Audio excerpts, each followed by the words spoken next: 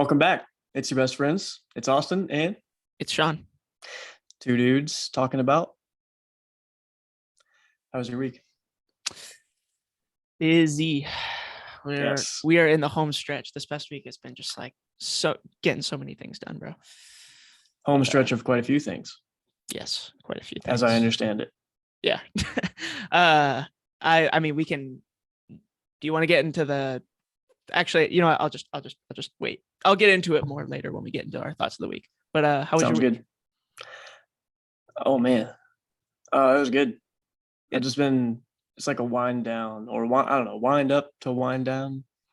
Yeah, it's been like anytime you take time off, like next week, there's always so many things to do before you take time off, and then Yeah, you got spring break stuff coming up, right?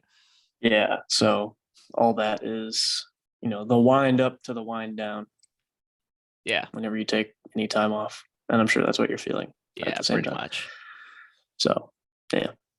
Pretty much. But other than that, it was good. It's been longer since we've recorded this time than it normally does because we recorded on Tuesday last week. That's right. And posted it on Tuesday because we had Nathan Marty, our first guest. He was a great guest. He did a great job.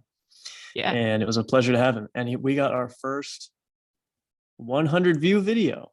That's right. And that first 100 view video was our first video in the double digits. So Wait. Oh yes. Episode number. Yeah.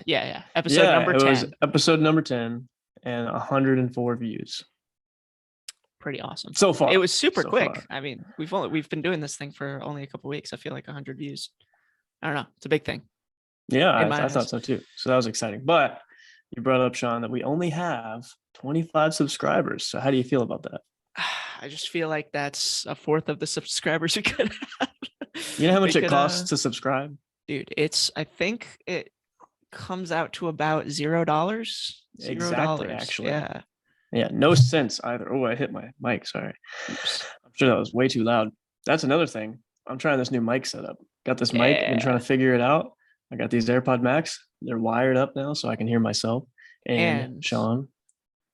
And wait, what were you about to say? And Sean. No, I can just hear both of us. That's all. Yeah. We both got mics, and we talked about this in a previous episode, but we have somebody who's going to be helping clean up our audio a little bit. And this week we're going to be sending the audio to him. So hopefully this next podcast episode is going to be nice and crisp sounding. Nice and crispy.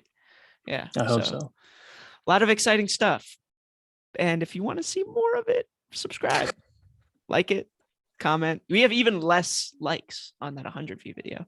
Dude, that's so true. That's so true. And like some of the other ones that have like way less views have more likes. It's crazy. But the comments were spicy. We had some spicy comments. Yeah, we had a lot of good comments. So that was good. Keep those coming. Also comment if you want to see more guests and want to see Nathan Marty back on at some point. Hey, he's a wonderful guest. He is a wonderful guest. Thoughtful gentleman. 100%. Yes. I'm getting some feedback from something, but anyway, I have an article. Oh, yeah. And while I pull this up, Sean, you want to talk about how the articles work for anyone that's new? Yeah. So if this is your first time listening to us, we do this thing every week. Odds are Austin, evens are me. One of us will bring an article to the table, and it is a raw reaction. So I have not seen this article. So yeah. Oh, whoa. Can you see my screen there? Yeah, I can. How did this happen? Your home for private music lessons. That's cloudmusicsuite.com. That is cloudmusicsuite.com. Hey, we own that company. All right. Anyway. Hey, so over here, I've got my article, and this, like, I hadn't seen this article in so long. Wow. It is one of the worst. We do a website review each time too, so I'm excited to do this website review. Sean is a lot more techie than me, so I think he's going to tear this one apart. But I knew about this article like when I was in high school, and I always thought it was so interesting, and I'll just look at the different things. So I know there's no title up there, but the title should be Most Difficult Sports. So I'm looking at the tab, and it says Sport Skills Difficulty Rankings. Yeah. So they basically decided, they went through all these different criteria, criteria, and they put a score on them. and then they added up those scores, and then I guess averaged them out, and whichever thing came out with the most points in terms of difficulty for all these different metrics was the hardest sport in the world, according to ESPN.com. And I thought it was so interesting. So I'm just going to read a little bit. I'm not sure how much people can see. I don't know if they're watching on their phones or what, or listening on Spotify. Yeah. We're on Spotify, link in the description. So it says we've sized them up. We measured from top to bottom. We've done our tail of the tape, and we've come to a surprising conclusion. Pound for pound, the toughest sport in the world is boxing. And then it says the sweet science. I don't know why it says that. But, maybe I'm missing something. Maybe that's a boxing reference. But anyway, that's the sport that demands the most from the athletes who compete in it. It's harder than football, harder than baseball, harder than basketball, harder than hockey or soccer or cycling. They don't need to say all those words. If it's the hardest, it's harder than all of them, but sure. They identified 10 categories that go into athleticism, and then they had 8 panelists who I'm sure are unnamed because they would have gotten blasted by somebody. Yeah. And then there's a big grid, and it goes like top 15, and then the next 15, then the next 15. So like it said earlier, at the tip top was boxing with the total. Oh, they don't average them out. They just add it up with the total rank out of 100, it seems. Oh, wait, no, out of 80. Total rank out of 80, 72.375. Hardest sport in the world, with number 2 through 5 being ice hockey, football, basketball, and wrestling, respectively. That is so interesting. I'm surprised that boxing's above of like MMA, like martial arts, like mixed martial arts. Yeah, martial arts is number 6. That's so weird. I wonder like what they're counting as just martial arts, but like when you think of MMA, you think about like boxing, kickboxing, Brazilian jiu-jitsu, like everything all in one. It's like, that's interesting that boxing came out to be number 1. Yeah, I don't know. It seems like for martial arts, they made power very, very important for boxing and less important for martial arts. They made endurance like way different. So for martial arts, apparently you only have to have a 5 out of 10 of endurance. Wow. And for boxing, you need an 8.63 on endurance. That's interesting. That's super interesting. I don't know what STR is. Oh, I guess strength. I totally disagree with that as well. Yeah. 5.88 versus 8.13 for boxing. Well, I mean, you have to have the same like push output in martial arts as you do for boxing, but you also have to have more like pull muscles than you do for boxing. So I disagree with that. Yeah. I'm not a martial artist. You know who would have been perfect for this episode to be a guest? Who is that? Josh Montgomery. Yeah, that's actually he does martial arts. He does martial arts. Sorry for the noise, my bad. Yeah, we definitely should have him on as a guest at some point. That would be awesome. I like to hear his takes on martial arts and other things, of course. But yeah, this would have been perfect. Yeah. So Josh, if you're out there listening, love you.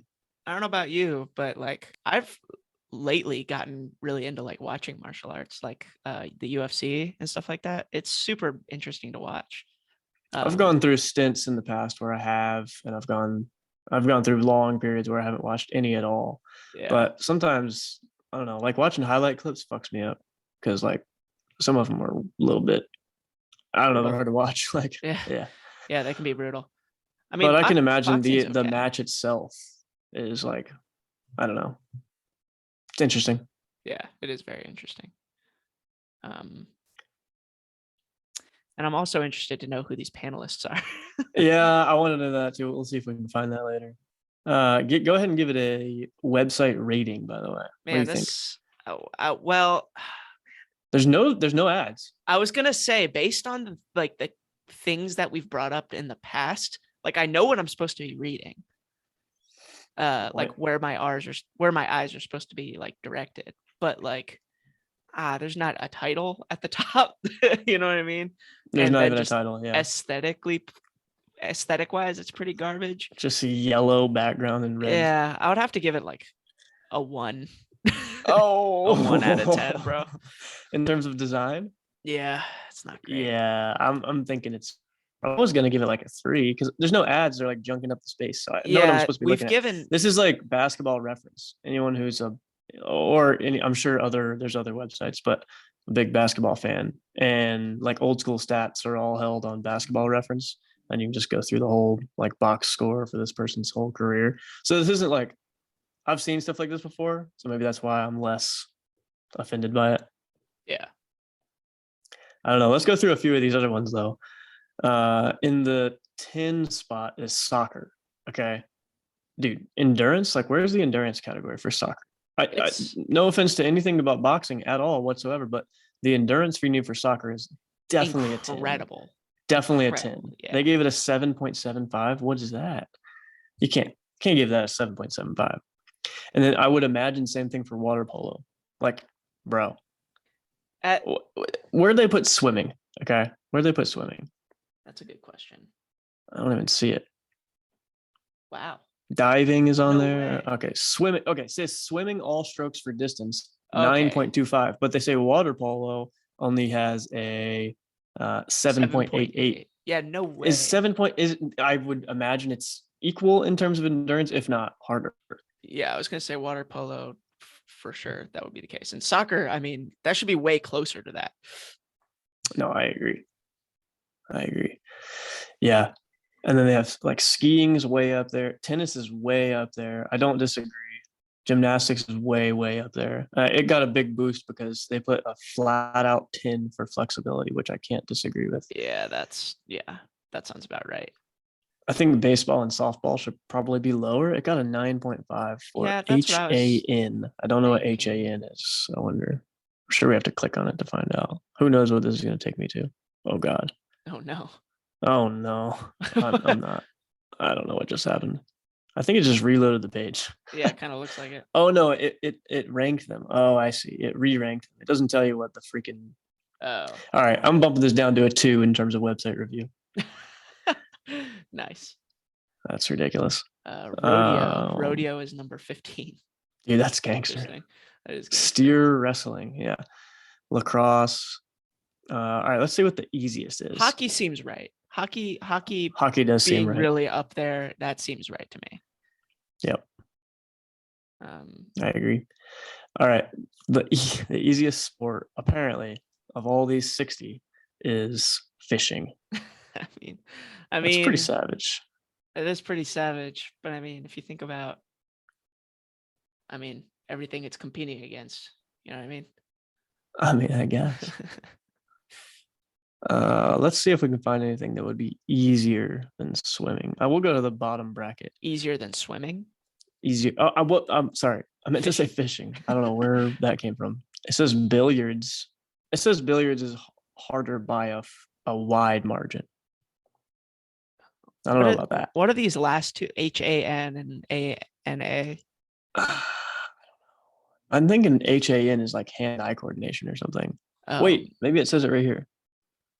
Yeah, okay. Hand-eye coordination, the ability to react, blah, blah, blah, blah. And then analytic aptitude. So they're saying that you need no analytic aptitude to fish. It's pretty low. These people, that's pretty... Dang. Billiards, you need only a 5.7 analytical aptitude for billiards. BS. You need that up there. And golf, golf should and be bowling higher too. And horse racing, come on. Yeah, golf should be up at like a canoe and kayak. They only put a 4. They only put a 4 for analytical aptitude. No way, bro. No way. Ability to react to strategic situations. That is all canoeing and kayaking is. That's annoying. Is rock climbing on here? Oh, that's a good question. We gotta find that. Okay. Might take a sec. Just fill up the airtime with something while I look for it. Let's see. So subscribe. Subscribe, dude. Well, I got it. So we climb together a decent amount. Sean climbs far more than I do, but he was like, I don't know, multi many years ago. It's like, hey, dude, you ever climbed? I was like, no. Yeah. Sounds dope though. So took me climbing, and then pretty much any chance we're in the same area. And if we're not drumming and we're not chilling and we're not working, we're climbing. We're climbing, yeah. So yeah, it's like one of those 4 things: working, chilling, drumming, climbing. So dude, I don't see it anywhere on here. Super sick. Yeah, that's really unfortunate. I feel like rock climbing as a sport is starting to become more popular as it is anyway, because, it was in the Olympics this past year. I don't know if you saw that. I think you told me about it. Yeah. Yeah. It was a very interesting format. It's like, if you look at most competitive climbing, it's like there's 3 different disciplines. There's speed climbing, there's sport climbing, and there's bouldering. And for those of you that don't know the difference between those, bouldering is when you climb like up to probably about 15 to 20 feet without a rope, and you can, when you jump or fall, you fall onto these pads. For sport climbing, you climb up with a rope and you clip yourself in as you climb.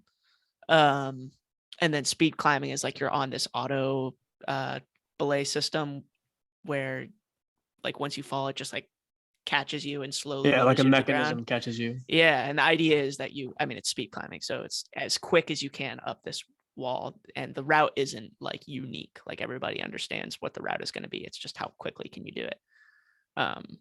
And it was weird for the Olympics because they made all of the climbers do all 3, which has never been the case from like climbing competitions. It's always like, if sport climbing is your thing, you can go just do sport climbing and just train for sport climbing. Bouldering is your thing, you can do that and enter bouldering competitions, or you can do both if that's what you want to do. But it's never been. I mean, they're pretty different. They're very pretty different.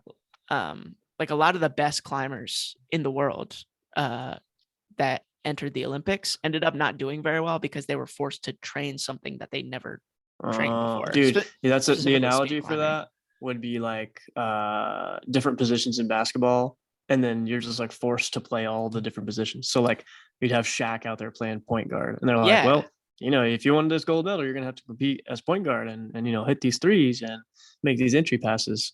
And it's like, it's like a completely different thing. It's like they're out of their element. That's not ideal. I hope that changes. Yeah, but anyway, all that to say, I don't know how old this article. Oh, it's definitely really old. I've been looking at it since high school, and I'm pretty old, so I'd be interested to see if there's an updated version of this, and I wonder if Rock maybe is on that updated version. I hope so. We should check that out. Last one I want to bring up before we move on is weight. Like it says weightlifting, as in Olympic weightlifting. I'm assuming they did not say Olympic. That's a pretty important distinction. Olympic weightlifting is ranked number 44. Apparently, there's 43 sports that are harder than Olympic weightlifting. I know there's only 2 moves. There's only 2 lifts now because they took all the other lifts out years ago. But the clean and jerk and the snatch are number 44. I think one of the things that should be involved in this is the amount of time it normally takes someone to hit their peak. Yeah. You know what I mean? Like it's Olympic weightlifters are not hitting their peak in their 20s. Like Olympic weightlifters are hitting their peak like pretty much, not to be like horrible, but as their body hits its peak. You know what I mean? Yeah. As opposed to a basketball player normally hits their peak like early 30s. Right. You know what I mean? And then I don't know about tennis and golf. Like it seems like golfers hit their peak like way, way later. Because most of the dudes are pretty dang old who are beastly. Yeah, that's pretty true. It's one of those things that you can keep playing like as you get older, and it's just like. And then gymnastics is like the opposite. There's very few really old gymnasts. So it's like, how long did it take them to hit their peak? Yeah. Did it take them as long as these other countries who have Olympic lifting programs and they bring their kids up? Those dudes aren't winning, or dudes and ladies are not winning medals in their 20s. They're not winning medals when they're 16, like Simone Biles. I'm not taking anything away from gymnastics, but I just think that should be considered here. How long did it take you to hit your peak? Yeah, that is a good point. On average. Okay, dude, no. What? Team handball is not harder than Olympic weightlifting. I'm sorry. What is team handball? It's the thing with the, well, I don't know what team handball is, to be honest, but I'm pretty sure it's the thing where you like try to get the ball around the rope. The ball around the rope. You hit the ball, or is that something else? Wait, you're talking about the pole and the ball's on a rope? Yeah. And you're like, isn't that handball? No, it's tetherball. Oh, I have no idea. How is that? Handball is really hard. How does that have a higher analytical score than gymnastics? I don't know. Very how does it have a higher list. How does it have a higher analytical score than freestyle skiing? And weightlifting. Like, yeah, I mean, those movements, know, man. They're no joke. Anyone who's ever learned the Olympic lifts knows they're no joke. Yeah, there's a lot of checkpoints. I know I talk about them all the time, but they're A lot of checkpoints the best. Anyway, all right, that's enough of ESPN. Stop broadcasting. I love My it. screen. That's a pretty good article. That definitely invoked a lot of emotions. Yeah. I was like, dude, there's no way.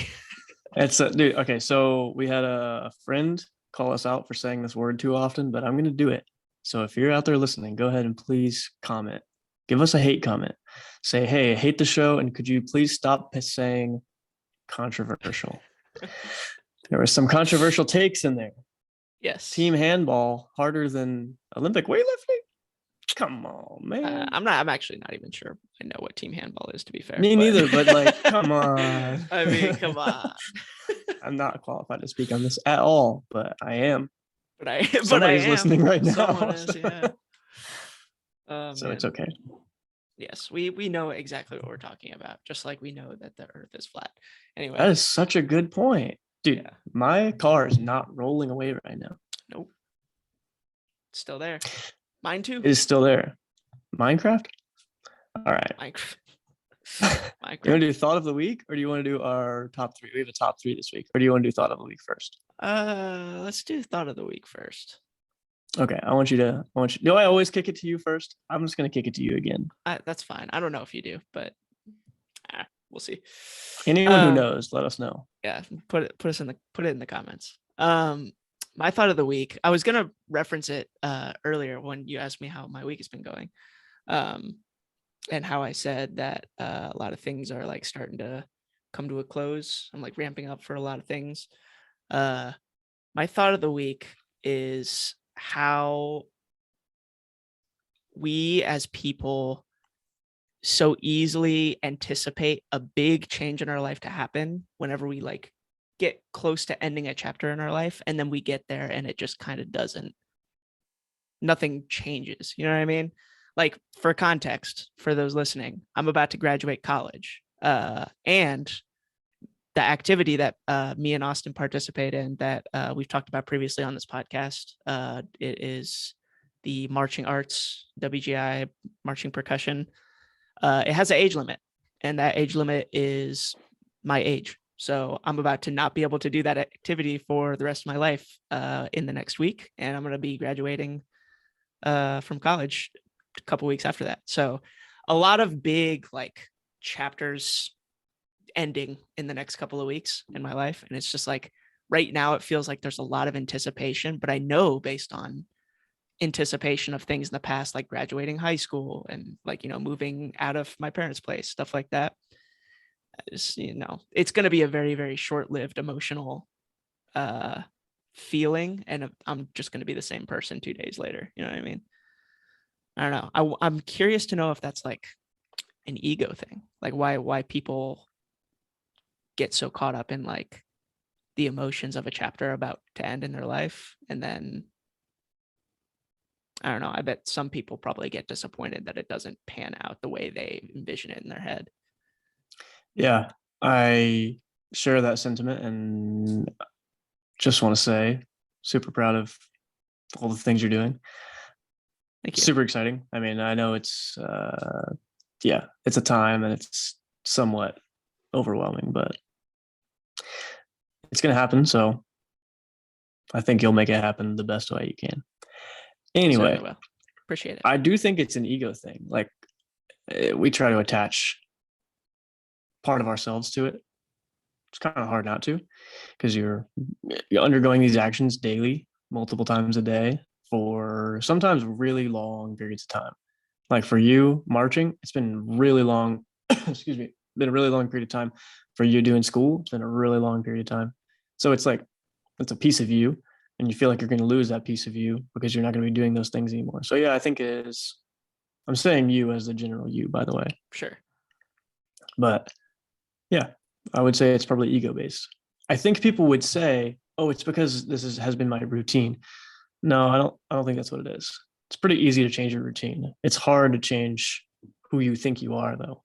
Especially when you're forced to change your routine. You know what I mean? Like it's hard to adopt habits that you want to adopt, but like if you're moving into a new house with a new environment, it's like you're gonna have to get acclimated pretty quickly. So yeah, you're kind of forced to. Yeah, one way or another. Yeah. I feel like it's like how we were raised too. Like when I grew up, I just like had this expectation that like you go to school and then you go to high school and then you graduate. And then the next logical step is you go to college, and you have these like preconceived ideas of how college is supposed to go. And then you get there and it like doesn't live up to the way that you thought college was going to go, just because that's not how it is in your head. And then you're like, okay, the next logical step is I'm going to be getting a job after college and I'm going to go to work. And then you just have like, oh, the freedom, it's so exciting. And then you get there and it's like, it's not as crazy awesome as I envisioned it. So it's like a mix of the ego and also a mix of like just kind of how you were raised to expect things. Yeah.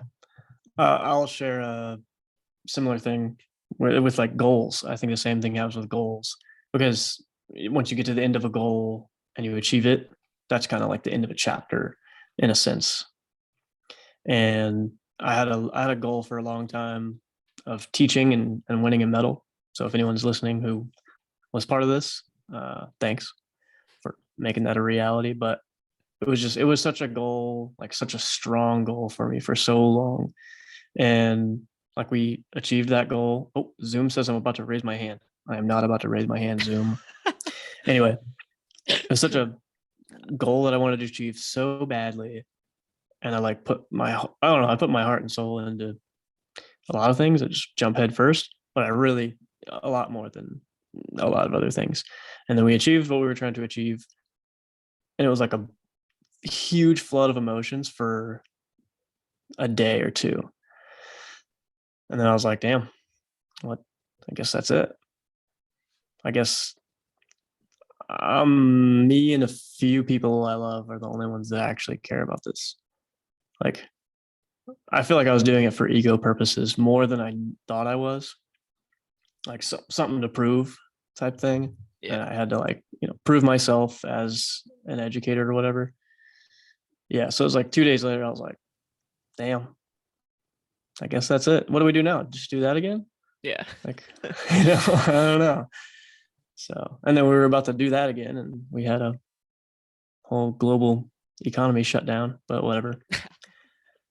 Yeah. Right. So I agree. And it's like even smaller. I'm sure we could take this and go smaller and smaller and smaller with examples. Like if you ever lift weights and you want to hit that, like, 315 deadlift or whatever, you hit the 315 deadlift and you're like, let's go. And then it's like, well, where's 325? Yeah. You're excited for like 18 seconds. And then it's like, well, now I'm super tired and I want to eat some food. And then you think you're like, damn, that was cool, but yeah, got to keep going. Yeah, exactly. It's like, yeah, that I felt that transition from like high school to college. Like I got to college and I was like, this is just kind of more high school. Like, yeah. Especially freshman year. Yeah, exactly. Going through all the gen eds and stuff. It's disgusting. But yeah, that was my thought for this week. I don't know. I think it's interesting how we put on a pedestal the next chapter, and then it comes. It's just not as fulfilling, I guess. I mean, it's fulfilling, but like it's just we're the same person. It's not as big of a deal as you thought it was going to be. Yeah. Yep. That's empowering, though. It definitely is. So that when things don't pan out, it's like, oh yeah, well, if it did pan out, it still wouldn't have been that big of a deal. Well, it's also empowering because you can also realize that like the happiness you expect to have after a chapter closes is a happiness you could have right now because you realize it's not going to change you that much. Yeah. Dude, I've gotten so many like ugly looks and like people super offended when I'm like, why aren't you happy? You could be. You definitely could be. Today, right now. It is your decision whether you believe it or not. Well, especially people that are in a good situation. Yeah. Like there are situations where I understand. Yeah. But even so, those people who are in, extreme poverty, maybe in other countries or maybe in our own, are happy. Like they are content. Shines a light on things. Makes you realize how BS all our problems are. Yeah, puts things in perspective. Yes. My thought of the week was going to be something else, but I think this is much more appropriate one that I have bounced around a decent amount. The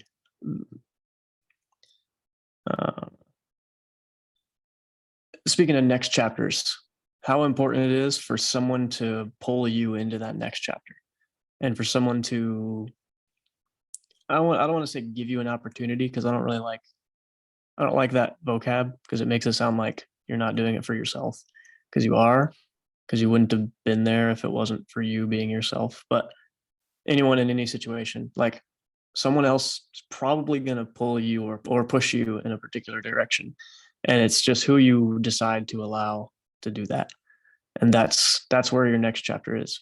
So I'll use this as an example. You're about to age out and be older than you can be in order to march. And I was like, hey, I know you're about to age out and be older than you can be, but we want you to take this new role. And that new role is not one of a member, but one of someone who is like instructing and educating and leading. It's like, and you're like, yeah, that's super sick. But if someone like myself didn't reach out, maybe that next chapter wouldn't have started, and it would have been different. The next chapter would have been just lack of indoor and more of like being a super fan, because you just know it so well. But since you have connections, and since you have people that love you and people that you love and people that you appreciate and respect, and a certain set of skills and expertise, you were pulled into this new thing. I don't know. Yeah. I mean, I've been kind of thinking about that too, because, as I said, I'm about to graduate, and I've had in my head, like, whenever a chapter like this closes, it's time to move to a new location and like start fresh kind of situation. I kind of had that opinion about college too. I was like, I need to go find a place to go to school that's not here, so that I can, start to meet new people and be in this new environment. And it's like, those are all cool and valid things. But if I like graduated college and I just up and left and went to like somewhere random to work where I don't know anybody and I don't have the same kind of resources and support system that I do here, opportunities, like you just said, wouldn't come up. And I would end up, after a period of time, like the I don't know, the glory period of like, oh, it's so exciting. Like, once that ends, it's kind of like, now what? Versus if I decide to like go work and live near people that care about me and I care about them, it's like more opportunities and will arise, and there will be more enjoyment probably just in my life, because I'll be around people that I care about. Yeah, I agree. Do you think doing the former, what you just described, like kind of just up and moving, I think doing the former would lead to overall a less fulfilled life? And do you think the latter would lead to an overall more fulfilled life? I would like to believe, if you had to pit them 1-to-1 and all other factors are the same, which is impossible, of course, but yeah, I think the second one would definitely lead to a more fulfilling life. Obviously, there's a lot of variables, and it might depend on the person. But I feel like the more that you're around like your support system and, the people that you care about and the activities that you care about, the more likely you're going to find fulfillment in that thing, even though the other thing might seem exciting. Yeah. You know what I mean, the more exciting thing tends to be short-lived. So I agree. Yeah. I think the more exciting thing brings you joy, and I think the less exciting thing ends up bringing you happiness. And I always have viewed joy as a short-term phenomenon, and happiness as a long-term phenomenon and mindset type thing. I never really, so it's like joyness versus happiness. I never really thought of those as two separate things, but I get where you're coming from. That's interesting. Had another thought, just lost it. I don't know what it was. Oh, subscribe. Sure, it doesn't matter. Yeah, hit that like button. That's right. I don't know what. Oh, I got it. I think a lot of the like deeper connection, or no, I should say deeper meaning, and like a more fulfilled life, being around those who love you and respect you and you share those same feelings, is because the person who is in a situation where it's familiar and they know they have the support system, they can be 100% genuine. Yeah. Like you can be. We'll just We speak. got a little thumbs up. Oh, again. we got a thumbs up. We got a thumbs up. Look at that. Zoom liked what we said. That's right. Just speaking on you and me, since we're talking right now, I know I can be extremely genuine with you, and there's never an ounce of like, I don't know what the word is, not being genuine. I'm sure there's a better word for that, but and if I'm in like a work situation or something like that where I'm less close to people, maybe I just wouldn't go as deep into something, and I'll stop talking. Not like I'm holding information back to them, and not like I'm lying or being deceitful, but instead of saying my whole thoughts about something, maybe I'll just be like, yeah, I don't really like that or whatever. Rather than if I was with someone I care about, I can get into it and like say my whole argument, and then that person can combat me, and then I become, more well-rounded and smarter and all those things. Yeah, 100%. I also feel like if you are like wanting to go to a new environment and you think that that's going to lead to meeting more people and that's something that you're looking to do, there's an argument I feel like that you would meet more people if you stayed in the place where you know people because you have connections. You know what I mean? Good point. Yeah, you can just say, hey, I noticed you're hanging out with those dudes. Like, they seem like pretty dope guys. I want to hang out with them. Like, can you link me up with them? Yeah, that's a good point. Good point. Versus like if I went up and moved to like a new city or something like that, I would kind of have to force myself to get into some kind of friend group or True. I don't know, get really in deep with my coworkers and stuff like that. Yep. Another thing about that is a lot of times you don't have as much trust inherently, you don't have as much trust in people you only have known for a couple of years, as opposed to people you've known for forever, your whole life or 10 years or whatever.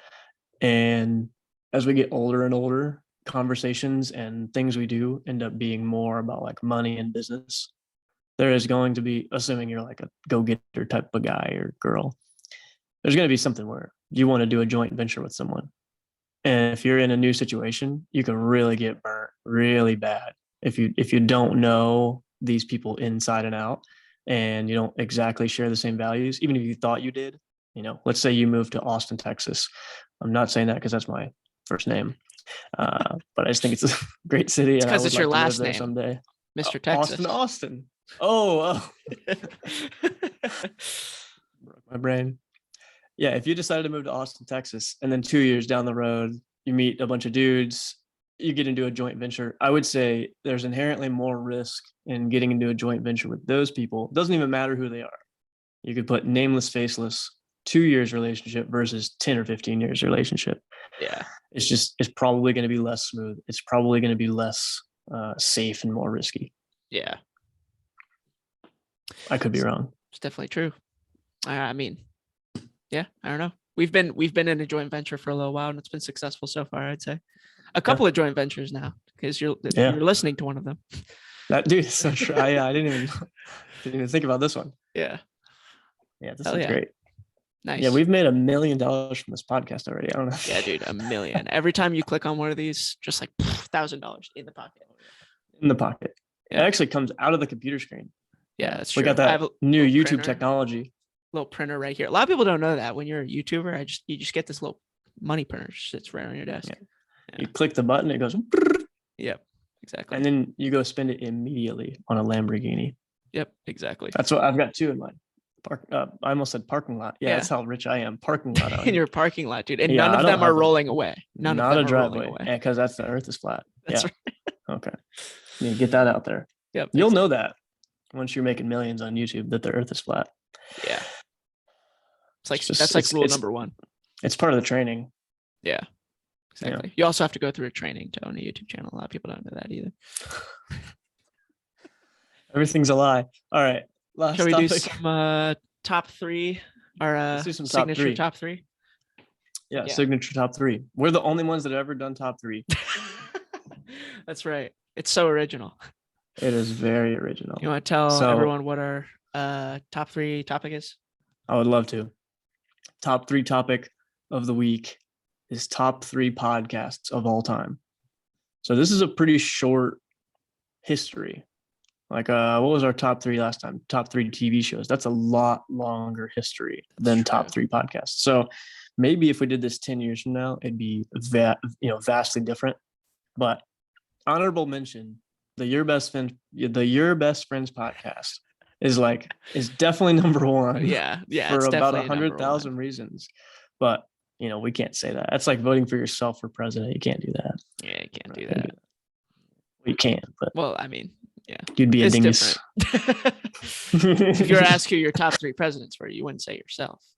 Yeah, Barack Obama. Who are your top 3 presidents? Oh, myself. Barack Obama, first of all, and, top 1 for sure. But yeah, Your Best Friends, it's up there. 100%. It's definitely up there. Yeah. So top 3 podcasts. Let's go back and forth, and I'm gonna go no particular order because I'm just it's too hard. It's too hard. Yeah, I feel that. My do you first go first? one. Yeah, I do want to go first. So my first one is the one I've listened to maybe the most, definitely the most episodes. I don't know if the most watch time, but most episodes. Bulletproof Radio.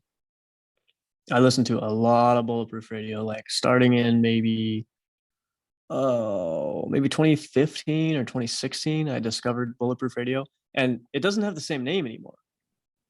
Oh yeah, so it's like the Bulletproof Radio or something, right? Yeah, it's Dave Asprey's podcast now, and it's always been Dave Asprey's podcast. But he had a company that he was like the majority owner of that was called Bulletproof, or Bulletproof 360, I think was the name of the company, like specifically.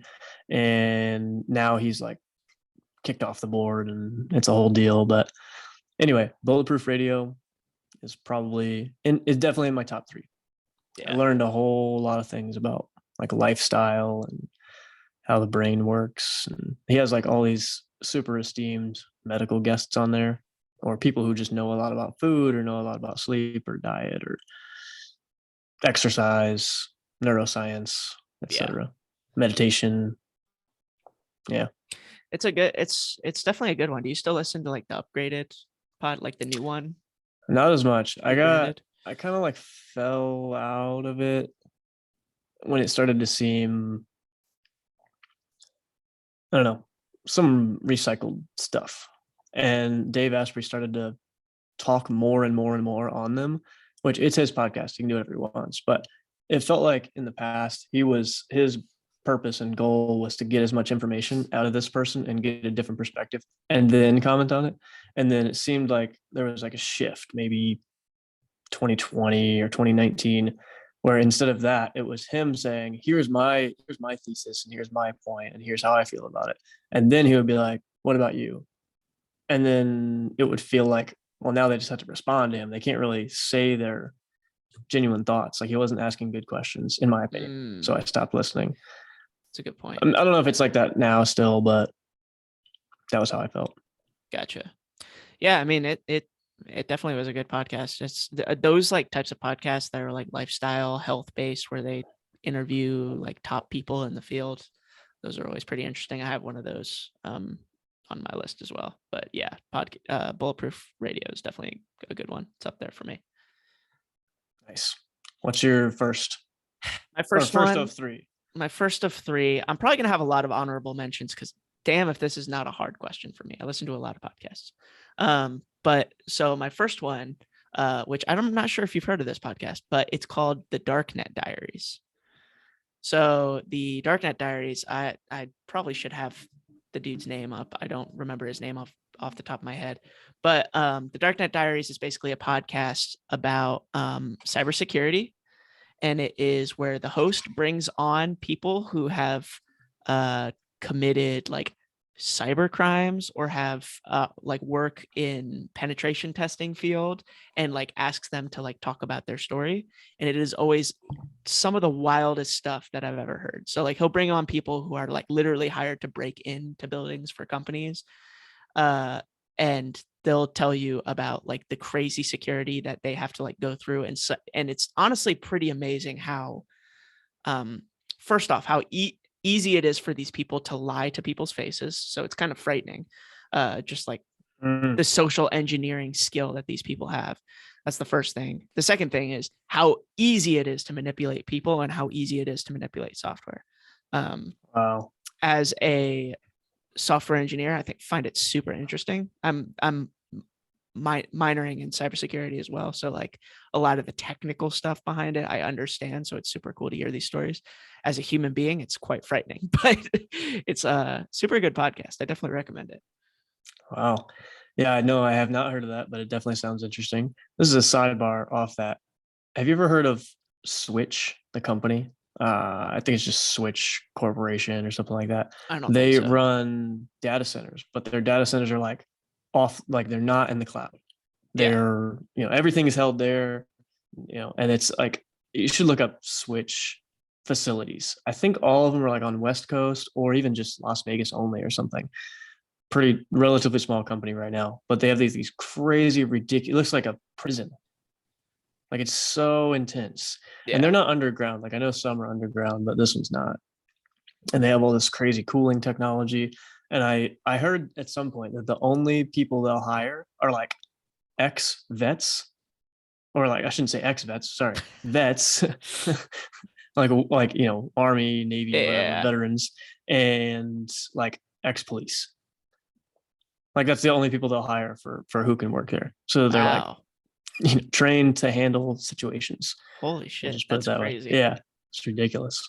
Yeah, you should look it up if you get a chance. It's pretty interesting. Switch is the name of the company. Switch. Yeah, they're publicly traded too. I'm not saying you should invest. I'm just saying they are publicly traded. Yeah.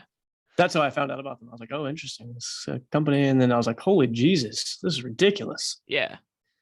Yeah, it's super interesting. A lot of people probably don't know that like people are hired to like not just hack into companies, but like physically break into like buildings and stuff. Super cool job. But they always have these like notes from like the boss, whoever hired them. They're always given this note, and people in the cybersecurity industry call it the get out of jail free card.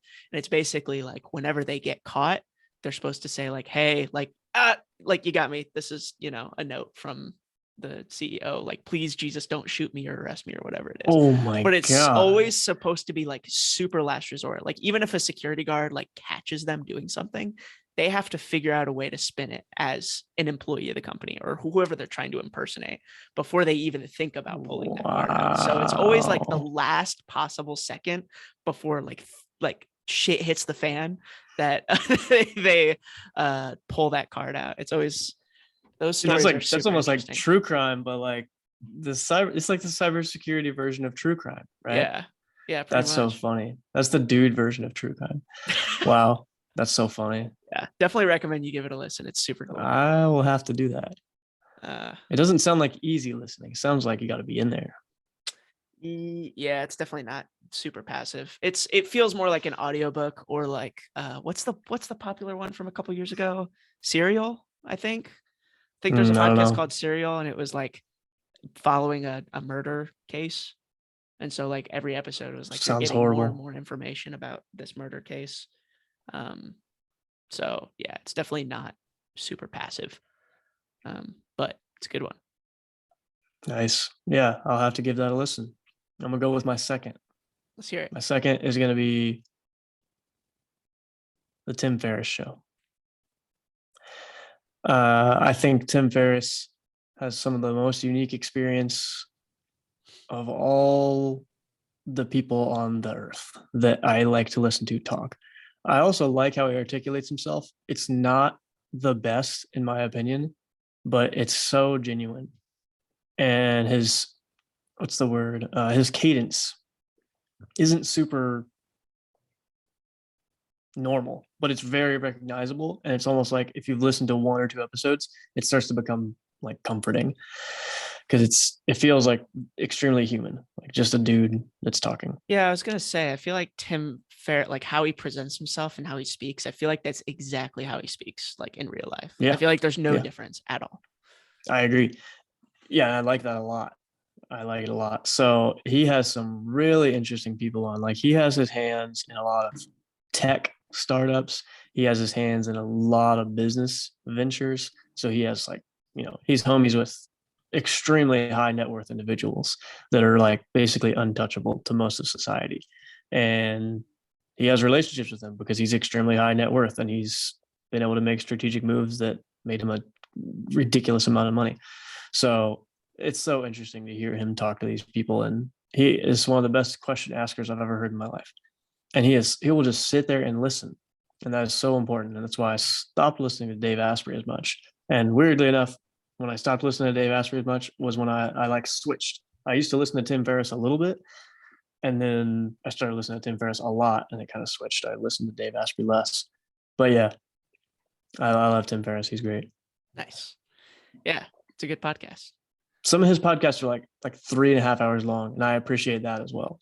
I don't always want to hear these 20-minute segments that the host is like, all right, let's move on because some arbitrary reason, because I have to go to some other meeting that's less important than this one. So we have to end this. Yeah, he lets it go. I want to hear 45, an hour. I want to hear random sidebar stories that relate to this, and then they can bring it back in some roundabout way. And I'm like, oh shit. It gives you the whole picture rather than just someone that wrote a book that comes on the podcast, says things about their book, says all the same things about their book that they say on everyone else's podcast. And he does not allow that to happen. And in their book. And they're like, and want to see the 7th one, you got to go to the book. Yeah. What the fuck? Why are you? Anyway. Yeah. So I like Tim Ferriss. He's a G, and I appreciate him a lot. He's a G. My second podcast, I was between two on this one. The first one being the Tim Ferriss Show.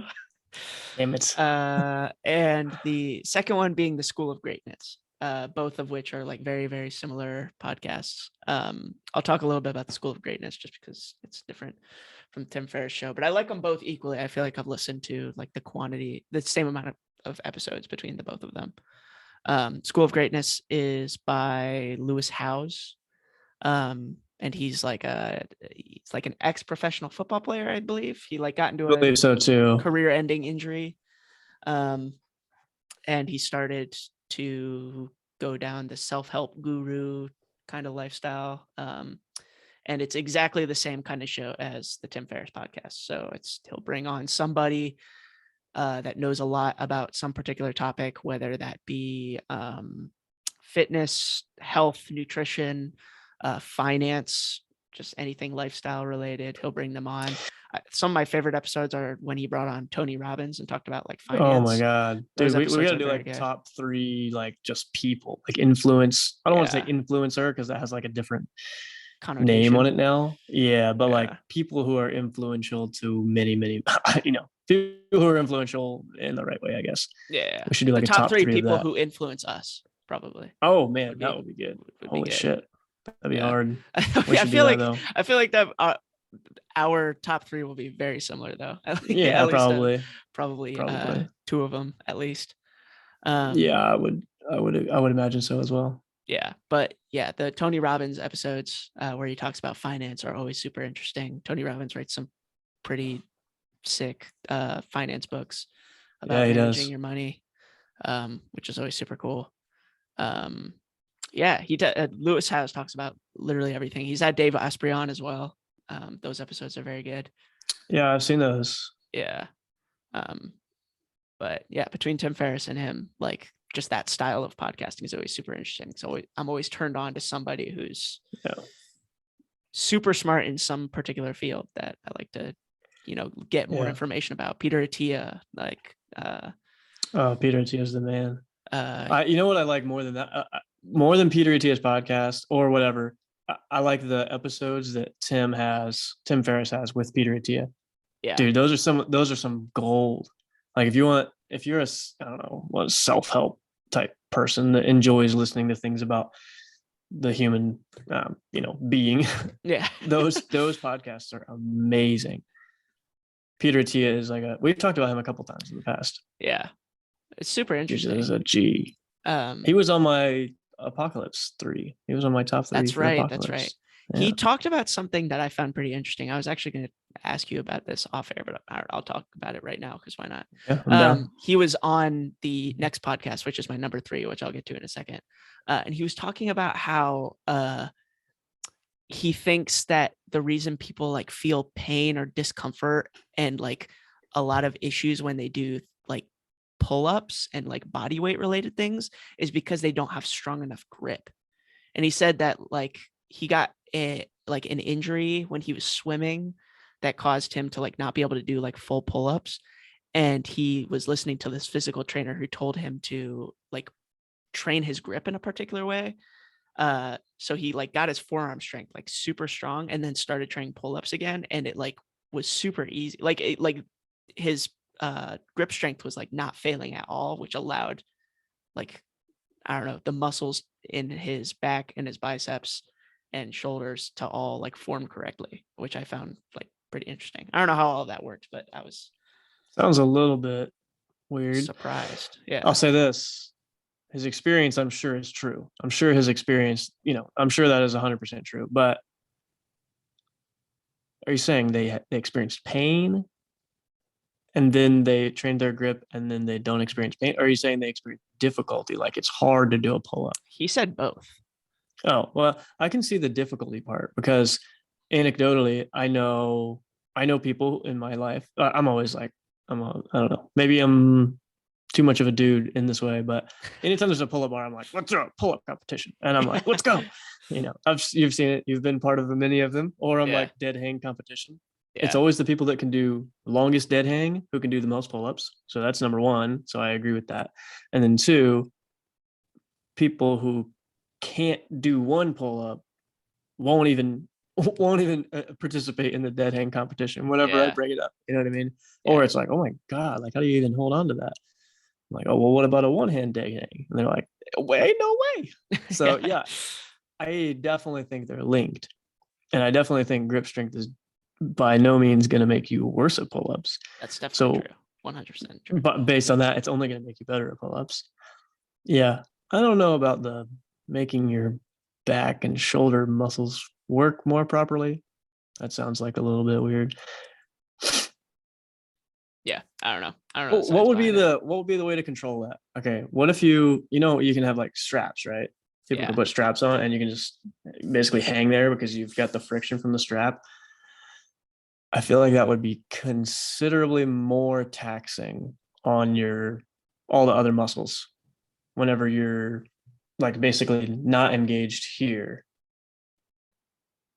It would put more of a load everywhere else, right? Yeah. This is a good question. I don't know. Maybe it has to I do need with to bust the straps out and see. And like supporting muscles. Yeah, maybe. I'm not sure. Maybe it's like a similar like wearing like flat shoes contributes to your posture kind of thing. You know what I mean? Yeah. I think wearing flat shoes is a necessity. Yeah. For anyone out there that doesn't wear flat shoes, I would suggest doing. Yes, it will hurt for a little bit, but I think it's the best. Yeah, I've been thinking about getting one of those like I think Xero is the company, Xero shoes. And they're flat shoes, but they're also like barefoot running shoes kind of thing. So it's you have a very thin rubber that's like just basically protecting your skin from the ground. But otherwise it feels like you're barefoot. Thought about getting those just for like every day. Like, I don't know. I feel like it'd be really good for you. Probably. I always like Converse. I've worn Converse since forever. I like Vans. So those are both flat. Those are my go-tos. I'm a basic bitch. That's right. Yeah, I got those too. If you get some Zeros, let me know. Yeah, 100%. Definitely will. All right. What's your number 3? Oh man, I forgot. Okay. Yeah, I forgot we were doing that. Yeah. Went off on a tangent. Number 3, I got to give an honorable mention to a podcast called Ear Biscuits. I can't put it in my top 3 because I don't really listen to it that much, but I do love the 2 dudes that run Ear Biscuits, and that's Rhett and Link. So if anyone knows YouTube, old school YouTube days, long time ago, I discovered Rhett and Link, and then they started the morning show, Good Mythical Morning, and they've been running that for forever. And what a great success story. They're from North Carolina, went to California, awesome dudes.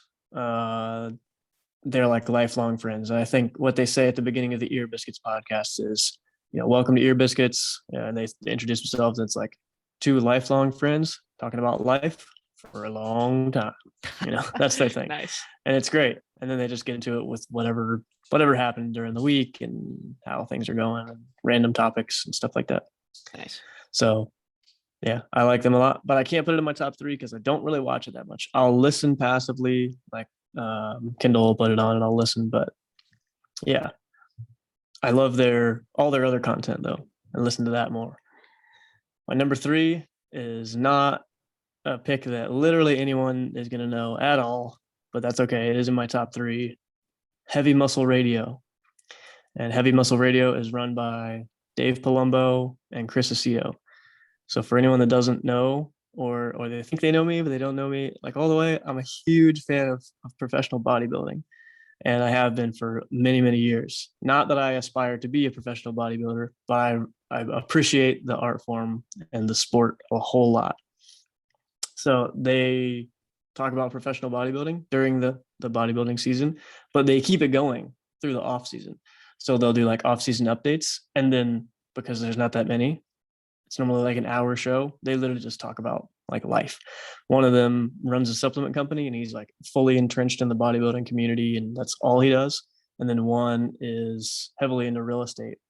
So he manages a bunch of multi-unit properties and owns multi-unit properties. So he always has random stories about like a tenant that called him about bed bugs or like something that's just so crazy. And there's no bed bugs there. And the tenant is just like crazy. And he'll like have multiple people come back and like inspect it. And the tenant won't let them in. He's like, no, you can't come in, but I have bed bugs.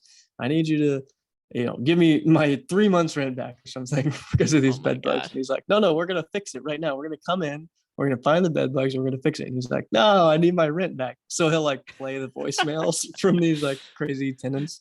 Oh, that's amazing. And just random stuff like that. Or they'll every now and then bring on someone else who's outside of their inner circle, but still important in the bodybuilding community. And of course, they'll give rundowns and recaps of all the shows because they like you can see the scorecards and all that. And they both train professional athletes. Like Chris Aceto has trained multiple Olympia winners, in particular Jay Cutler. So if you know who Jay Cutler is, he's a ex-professional bodybuilder and fitness influencer, entrepreneur, absolute beast. Anyway, so he trained Chris Aceto, a bunch of other guys, Cedric McMillan, who unfortunately just passed away this past week. So anyway, I'm sure no one cares about Heavy Muscle Radio except for me, so I'll stop. Is this the one that you said they do the "Hey guys, hate the show"? Like dude, comments? that's them. That's them. Yeah, they do the "I hate the show" thing. Yeah, so every time they'll like read a comment every now and then from someone, and they'll be like, "Hey, hate the show," and they say whatever they need to say or ask their question. Yeah, and then it's like the best hate the show comment gets like a supplement deal. Yeah, like that. Yeah, they do that. Nice. Best hate the show gets a Chris Aceto signed T-shirt or something. Nice. Yeah. Yeah. Dang, that's super cool. I would have thought that it was much more fitness oriented, but that sounds much more random than I anticipated it to be. Some of the episodes are very, very just talking about the past show that happened. Like if it's like a big competition, the New York Pro is a big competition each year. They'll talk exclusively about the New York Pro for 2 hours, with like a tiny bit of how was your week. Yeah. But during the off season, it gets just kind of just dudes that I enjoyed listening to. They've known each other for freaking ever. They're in, business ventures together and all types of stuff. So fun to listen to that. Nice. Yeah. I'm going to have to take a look at that. Interesting. It's good. Awesome. Bodybuilding is a great sport. I know. Well, it's controversial, and not to say that word again. It's controversial. We should just keep saying that word. We should. Now I feel more inclined to use that word. Me too. I told him, I was like, we're just going to say it like 85 times. Or, yeah. Before I tell my third one, because you gave an honorable mention, I'll also give an honorable mention. I have like 2 podcasts that would be tied for my fourth 100%. They're by the same people. And I used to listen to them a lot, but they don't make my top 3 now just because I don't listen to them that much anymore as of lately. But the McElroy Brothers. Do you know who the McElroy Brothers are? They Do not. are three dudes who are arguably monopolizing the podcast space. They have like collectively probably about 10 podcasts. Like they Wow. so the three of them do 2 podcasts together, and then each of them have their own podcast with their wife, and then one of them has a podcast by himself. It's like they all have a bunch of podcasts that are a part of the same network. Oh my gosh. I don't know, it's pretty crazy, and it's pretty impressive how they did all of it. They also wrote a book called what's it called? Everybody Has a Podcast Except You, or something like that, which is pretty interesting. Dang. But they have 2 podcasts in particular that I listen to. One of them is called My Brother, and Me. That You told me about this. Yeah, it's their first podcast that they did together, and they did it to like stay connected as a family, which ended up becoming their full-time job. And it's basically where they come in every week and they do advice. They'll come in and people will like send them like really hilarious, like I need advice questions, and they'll answer it like not in a legit way. And it's very funny. I recommend it. The other one I listen to is called The Adventure Zone, where they play Dungeons and Dragons, and they make like this big, long, elaborate story for multiple episodes, and it's actually really, really, really captivating. Wow. So that's super interesting. They do that one with their dad. Oh wow. Yeah. So it's a whole family get up, man. It really whole is. Family situation. The McElroy family. But yeah, my brother and me, super funny. I recommend it. It's one of the funniest podcasts I've ever listened to. But not in my top 3 because I haven't listened to it as of lately. The one that's in my top 3, which I feel like deserves to be here just because of the volume of podcasts that I've listened to, is the Joe Rogan Experience. Yeah. I didn't want to put it on mine because I knew you were going to put it on yours, to be honest. Yeah, I really like the Joe. I mean, you know, I feel like it doesn't need an introduction. It's literally the top podcast in the world, but by a long shot. I really like the podcast because, kind of for the same reason as the Tim Ferriss and the School of Greatness, but just in a different way. He just brings on so many different kinds of people. He, you know, one episode will be like 3 comedians saying outrageous stuff, which is hilarious. Some podcasts will be him bringing on UFC fighters that competed in, you know, the UFC main event the day before, which is always super crazy to hear their story, and hear how they train and what they eat and all that. And then he brings on like neuroscientists and CEOs and CFOs of companies. Yeah, Elon Musk. A lot, like he's had. I mean, we've kind of talked about this before, but he's had Dave Asprey on, but that's a whole thing. He had Dave Asprey on 3 times. That's right. Yeah, that's right. And it got more awkward each time. Yep. Dude, let's go least favorite and then most favorite episode. At least that's coming to your head right now of Joe Rogan, because I've watched a lot of episodes too. And mostly I'll literally I'll say Joe Rogan and then whoever I want to hear him talking to, just to see if he's done an episode with them. Like someone who has a relatively good influence. Yeah. So that's normally how I end up watching Joe Rogan. Like I don't watch the newest one. I'll watch one. It's like, oh my God, he interviewed this person. I want to hear that. Yeah. I'm kind of the same way, but I've gotten more and more into just listening to it as time went on. Just because I thought it was cool to like learn new. I'll read the little like blurb and it'll be like professor at this university of this, and I'll be like, oh, that's kind of an interesting topic. I wonder what he has to say. And it always ends up being super interesting. So I talked to Josh Montgomery like a long time ago, making myself look old, but like 6 years ago or so, and Joe Rogan was already like deep in it. He was already, I believe, one of the top podcasts in the world at that point. And I told Josh, I was like, somehow it came up with Joe Rogan. And I was like, dude, I don't like that guy. Like, I do not like his podcast and I don't enjoy it. And it seems not genuine. And I don't know. This is not my cup of tea. And he was like, oh, that's so interesting. Why? What's your reasoning for that? And the basis of my reasoning was 2 things, but I'll mention one in just a second. We do our least favorite episodes thing. But one was, I always felt like he pandered too much in the past. Like if he brought someone who was a vegan on, it's almost like he would believe everything they were saying, even if he fully disagreed with it, just to like coax them to talk more. But now, like years later, or a few years after that, I was like, actually, you kind of have to do that if you want to get a bunch of information out of someone. So I don't know. Yeah. I don't know how I feel about it now, because I wouldn't do that. Like, but I'm not the dude running the podcast. I'm not the number one podcast in the world. So what do I have to say about it?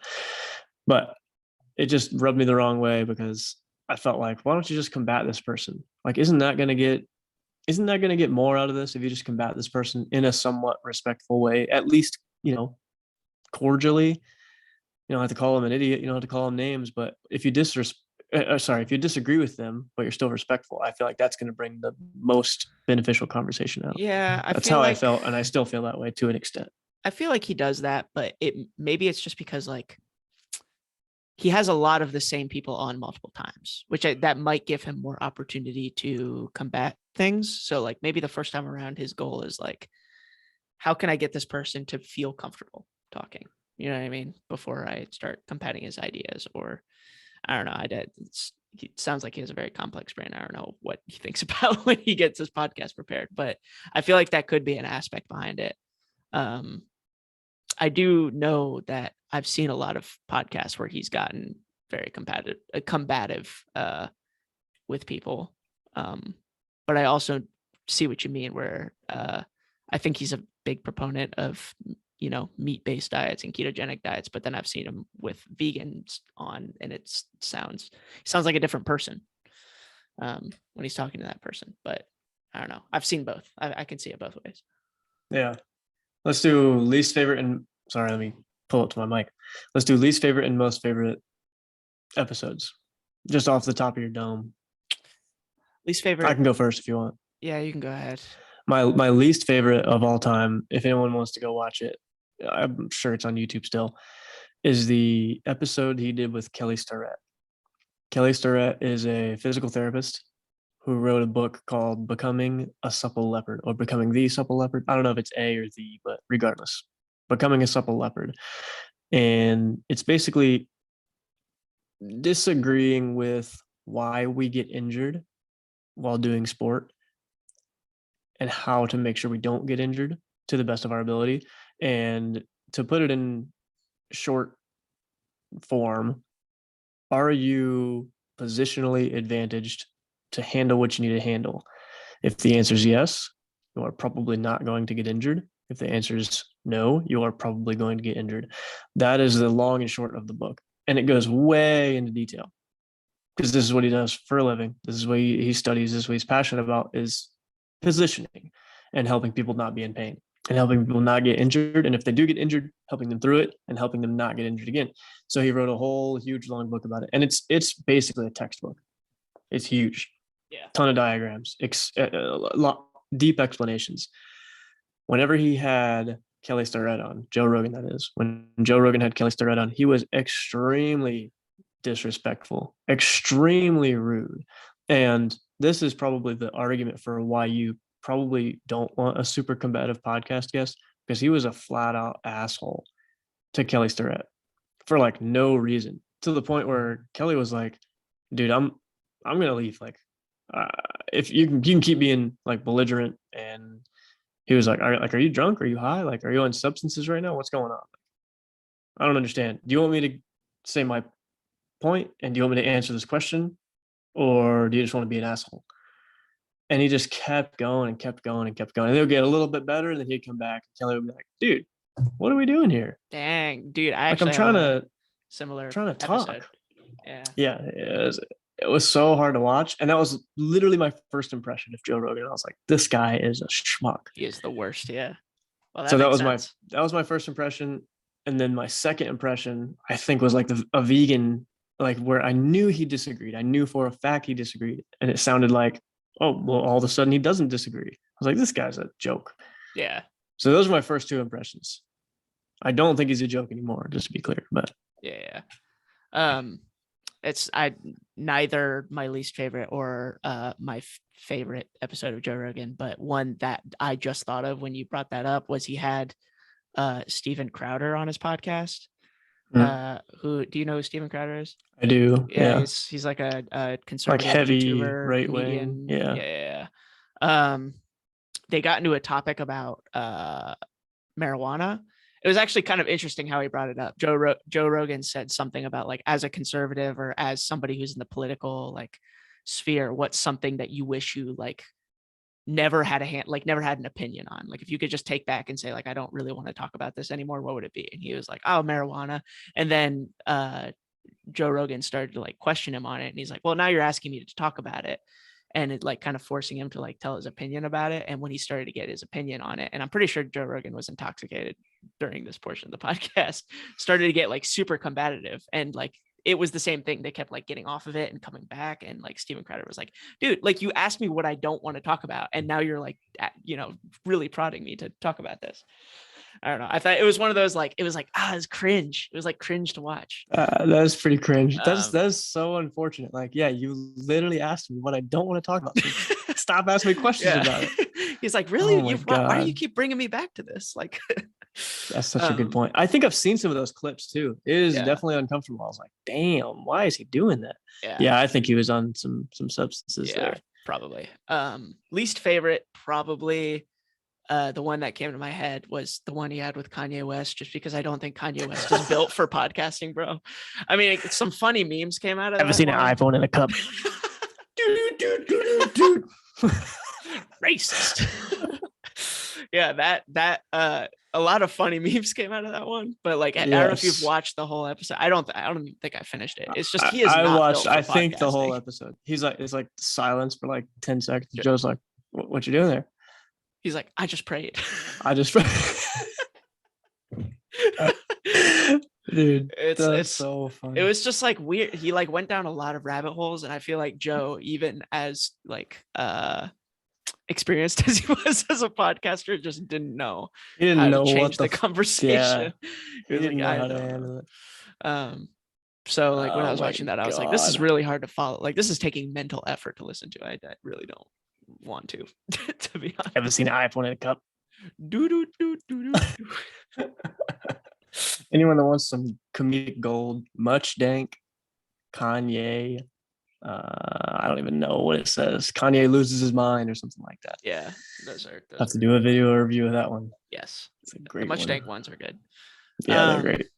Favorite, I mean, Peter Attia was the one that was talking about that. He was on Joe Rogan, and that was a good episode as well.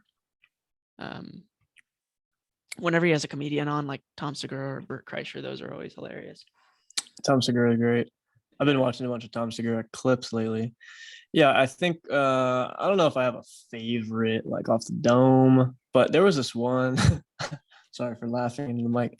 There was this one where it was. I mean, a bunch of funny things happened throughout the episode, but this dude was talking about like fossils and dinosaurs. I liked that one a lot. I don't know the dude's name, so I'm sorry, but yeah, I should have done my research. I don't know. We're just talking off the cuff here. And then maybe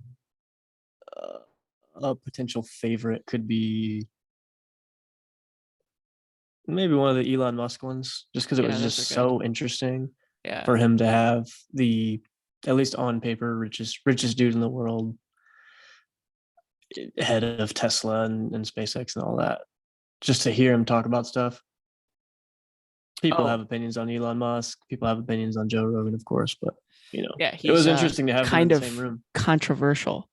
Yeah, he's controversial. He's trying to buy Twitter right now. He offered to take it private. Did you see that? Yeah, I did see that. Yeah, that's wild. He opened like a 10% position over a course of a few months, and then just offered to take it private. Yeah. I feel like it's not going to turn into anything. I don't know, man. Money talks. Yeah, I guess so. I don't know. I feel like how public it is, I don't know. I just feel like it won't turn into anything just because of who Elon Musk is and how public of a transaction that would be. If it does turn into something, I think he's going to instantly fire that whole executive team. Oh, like 100%. The CEO is gone immediately. CFO's gone immediately. Twitter's going to turn into a completely different, at least how it's ran. The company is going to be completely different. Yeah. Does Twitter really have a future? That's a question. That is a question. We could go down a rabbit hole with that one. We definitely could. Dude, I had another thought a second ago, but I lost it. I don't know. Doesn't matter. Doesn't matter. We should talk about, at least in the future, about social media and how all that fits into this grand scheme of society. Let's just say this. The only reason I have social media right now is because of a percussion group. And that is our means of communication. That's the only reason I have any social media app at all. So there are my general thoughts on it. It destroys my brain, destroys it, turns my brain into mush. Yeah. And I would say it does to almost everybody, but it was just such a slow, I don't know the word, but transition maybe, that people just didn't notice it. Yeah. I'm worried about teens, man. Me too. I'm very worried. I am very worried. Yeah. It's like this weird mix of a super short memory in terms of like, this does not have any consequences, and them understanding to some level that this is here forever in some form or fashion, and just not caring about that, like not caring about the short-term consequences or the long-term consequences, because like the next thing is not gonna, it's just so similar to like the news right now. Have you seen all these memes? It's like, oh, COVID, oops, now everyone forgot about COVID, and now everyone is a global strategist. They are a global war strategist. And now everyone is a commodities strategist because oil prices went up, and now that's what everyone's talking about. Yeah. And then for a second, everyone was a sociologist, because a sociologist and a psychologist, because of this Will Smith slap thing. And now we're on this, it's like, oh my God, the shortest memory ever. So like true. These things are still going on in Russia and Ukraine. Like not any less, not any less, but still like happening. Being talked about, like way less. Like I don't hear it. I don't hear anyone talking. I haven't heard anything about it. Yeah.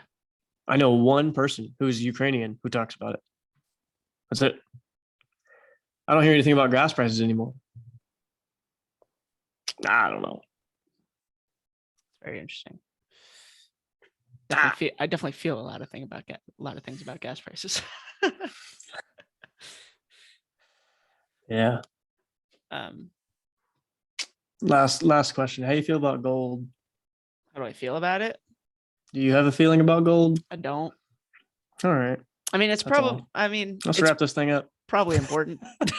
You know what I mean? With how damaging rapid inflation is, and how much we're experiencing it right now. So it's probably important to combat that and invest in it. But I don't know that much about it, and I don't. It's a metal. Yeah. Conducts electricity really well. Very unreactive. Yeah. High electronegativity. Likes to hold electrons. Anyway. True. Yeah.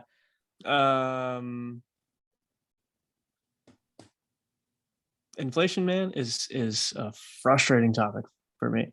Yeah. Very frustrating topic for a lot of people. But this is the point that I get frustrated the most about.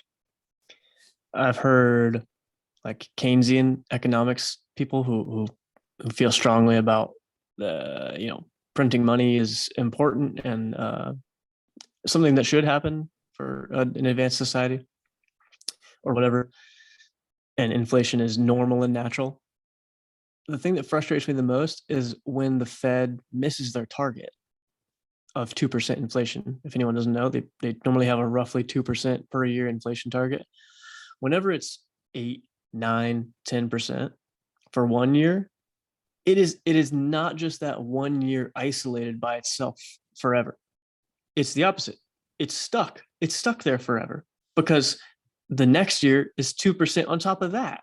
So we had a 10% increase, And then a 2% increase if they get back to their goal in a snap of a fingers, which what's the odds of that happening? Pretty fucking low. Yeah. So if they get back to their goal of inflation of 2%, the next year after that, we still had a 10% year before that. Yeah. So it's 12% and now we're compounding over the course on of that. 2 years. That's what I'm saying. Yeah. I don't know. Frustrates me. It's like the goals of the Fed is just like a very short-term memory span, like not recognizing the impact of what they, what happened because of, and it's just that 10% so increase. Ridiculous. Like chlorine tabs, like the ones that you put in the skimmer, they're like a disc looking thing. Yeah. They're like the ones that are like slow release, basically. It's a big chlorine tab. Those things over the course of like 2020 March to 2021 January, more than doubled in price. And people were like, that was just one example. And all types of things like lumber and XYZ thing was increasing in price. And everyone's like, well, everyone who's paying attention is saying, oh my God, prices are going crazy. Like maybe they're not saying the word inflation, but that's what it is. Yeah. The price of goods and services is increasing rapidly. And then, dude, that whole time, the Fed was like, nothing. They were like, yeah, we're going to keep printing money and we're going to send these stimulus checks and we're going to do this new child tax credit. And we will buy up all the bonds. I don't know if you knew this, but the bond market is extremely manipulated. Like they literally say, we will print.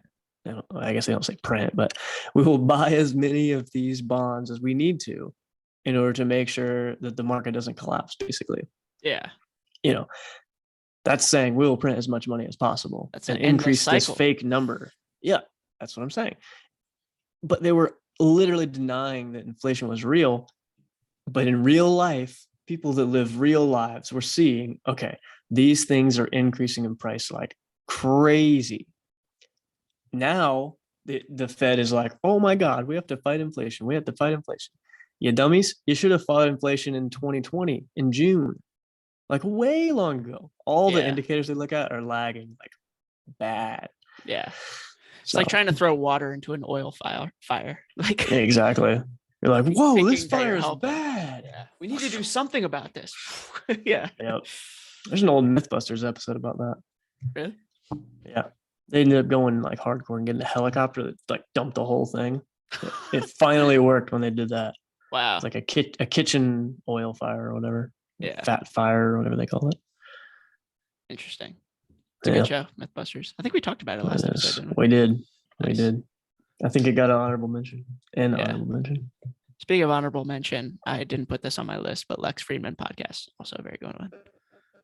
Dude, you're right. Lex Fridman podcast is great. Love that podcast. Yeah. He is so stoic. 100%. Very important. All right. Shall we wrap this thing up? Let's wrap this thing up. Awesome. Well, it's been your best friends. Has been your best friends. Your best friends. Me and Sean are your best friends. If you had a shitty day, I hope we made your day better. If you had a great day, I hope we made your day better. Yeah. And you could, for free, know when the next one comes out by subscribing. By doing what? Thank you. By subscribing. Yep, exactly. Clicking the like, subscribing. Let us know. Comment your favorite podcast. Let us know if you hate Joe Rogan or you hate Dave Asprey or you hate Dave Palumbo or you hate the Mcelroy Brothers. What are their name? Mcelroy Brothers. It was coming to me. Yeah. Or Tim Ferriss or Tim Ferriss. Yeah. Dude, I was going to say Lewis Howes. I think one of the reasons I like Lewis Howes is the last thing I'll say. He is just a dude. He's just a dude. And he like flat out is just like, hey, I know nothing about this. Tell me everything.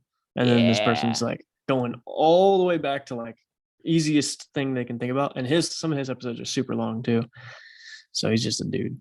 It's a very genuine like curiosity. Like you mentioned that the Dave Asprey podcast always feels like he's putting out his thesis as of lately before he inquires the next person. Like if you didn't know who Lewis Howes was, you started listening to him, you wouldn't learn a single thing about him. It's literally just a dude asking questions. So cool. It's true. Anyway. All right, brother. It was a pleasure. Already did the as outro. Always. So let's just wrap it up. Yeah. Hope the audio is crispy. We will not have an episode next week. Or we'll have one like really early in the week, one of the two. Yeah, We'll see what happens. We'll see what we can fit in. But we'll see what happens. But yeah, it's been your best friends. Thank you guys. Good night.